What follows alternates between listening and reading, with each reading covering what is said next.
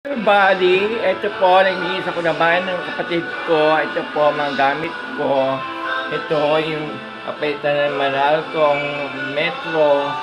Ito po, ito, nilinisan ko po sala niya. May radyo po ako. Nakikinig po ako ng radyo. Ng Bluetooth ko. Ito po ang kwarto ko. Yan po mga damit ko. Yan po, electric fan ko, higaan ko. Ito po, ito, siya ng kapatid ko, siya na po ng kapatid ko, ito lang mesa niya, ito ano niya sa labas, ito po, pwedeng tayo ba, ito wheelchair ko, yan puno sa kabila,